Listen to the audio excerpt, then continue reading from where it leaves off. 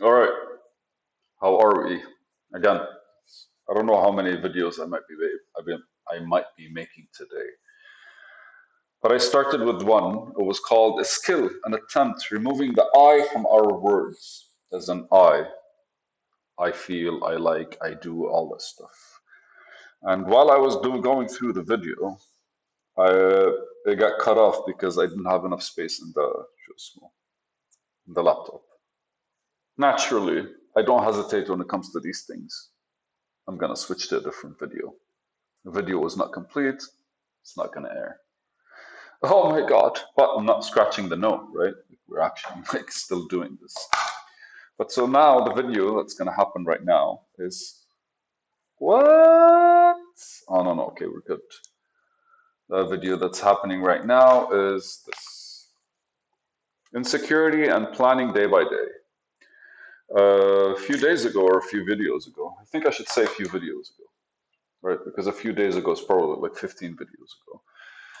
But I talked about insecurity heavily, and I felt like it becomes easier. I am one of those methodology is what's missing in our interactions day to day is our connection to whatever it is that we're interacting with. Connection, bond, understanding, comprehension. Comprehension is a good word. I'm going to start using it more right now because I talk a lot about communication. But again, like most of why I talk about communication is because the goal is to fill that gap in order to bridge a connection. Sometimes you fill this gap with the details that are missing, and sometimes you don't need to. Like you can connect with something without actually filling the empty space in between you and it. And that could be enough. Who the fuck knows? Like, I wanted to learn programming. Am I connecting to the world of computer science? Yes. Am I diving into every single code that's ever been written? No. So I'm literally jumping from one spot to another, and depending on what I require or what my attention is demanding me to kind of like deal with at the moment. So when it comes to insecurities, I think our bigger problem is like not realizing there is a gap or not really understanding what the gap is about or full on just being frustrated by its existence. Like, why can't I walk across the street and talk to somebody randomly and open a conversation? Why can't I finish the work that I was supposed to do today? Or, like we tend to kind of, it's the pressure.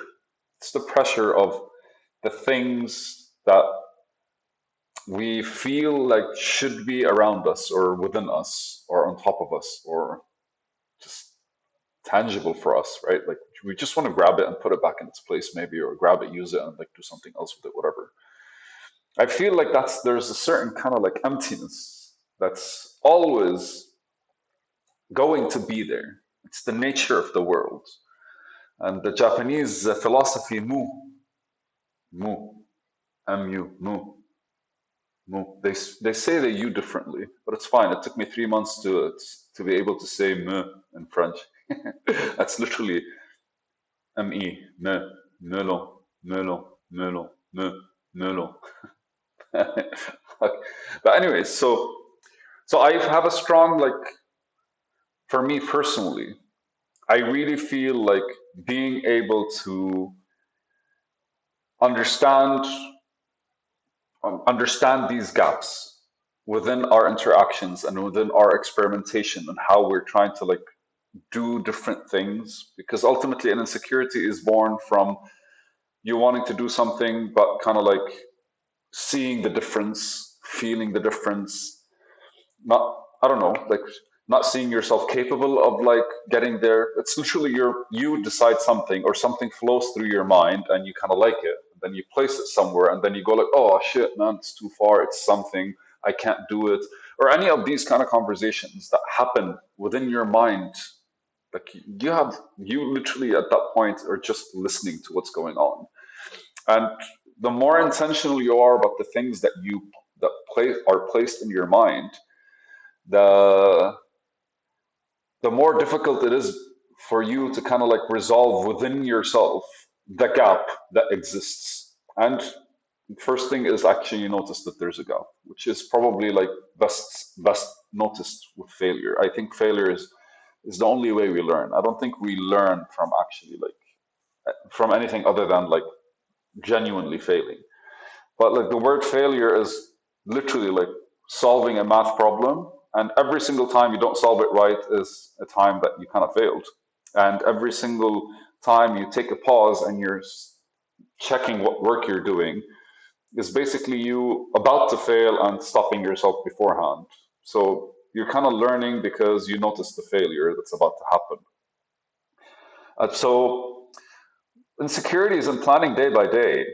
It's a very stoic approach that I took, and very much, very much Miyamoto Musashi's approach, which is like, I have to do my due diligence for today. For as long as today I am better than the man I am of yesterday, then tomorrow I will be better than most other people.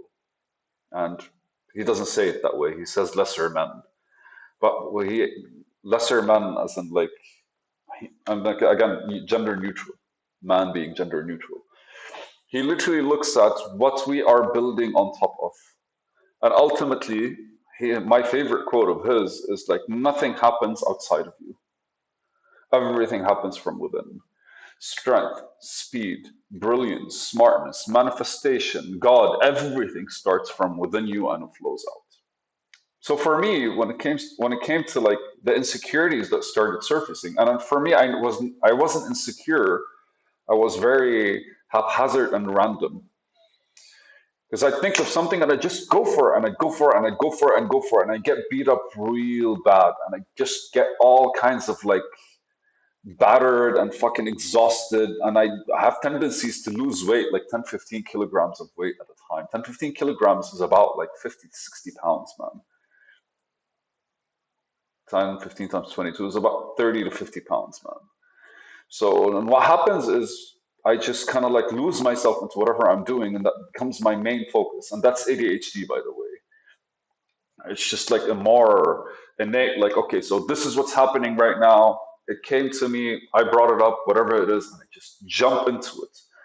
And after multiple times, kind of like realizing I'm not succeeding, I'm not succeeding, I'm not succeeding. And of course, I wasn't going to succeed because the way I was approaching things was very much brute force. And brute force, man, it should teach us a lot, but I think that's the first level of awkwardness. I wrote a note about this today. Like, awkwardness is literally the first, inspired by a YouTuber. Like, awkwardness is by a YouTube a person who commented on one of my videos. Like, brute forcing something is supposed to kind of show us some things. Let's not say teach us, show us some things. And our goal is to like kind of find a better way to do things. Now, brute forcing is amazing because it exposes a whole lot in front of you from the beginning, but without reflection or without like a certain understanding or assessment or articulation of the situation, kind of keeps staying messed up in your head. And I did that with 9 companies. 9 companies.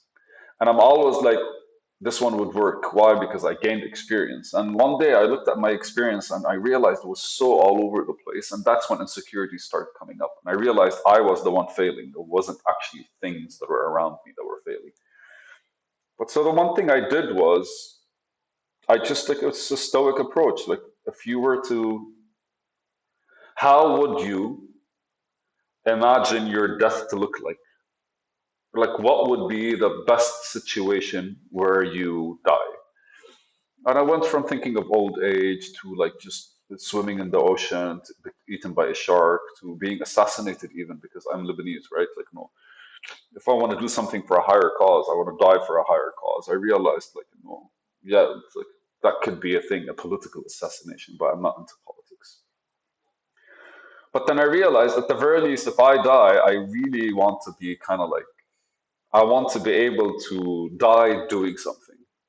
I don't want to be that kind of person that like passes on not really engaging with something. And that triggered me to start kind of thinking of my days differently.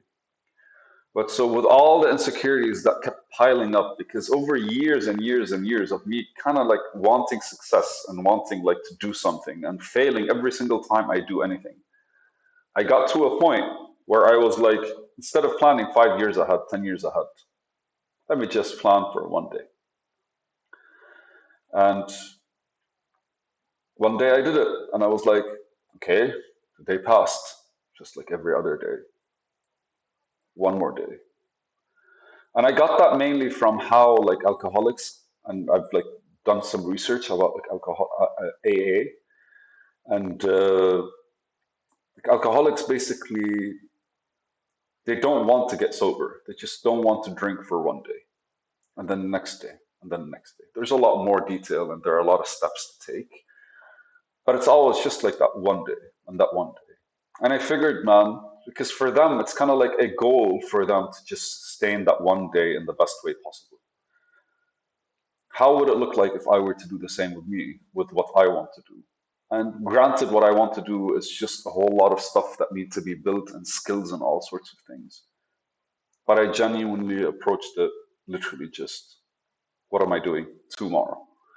And there are things I might want to do next week. Fuck yeah, man. I'd actually write them down somewhere or I'd think about them or like kind of like fit them in my mental map.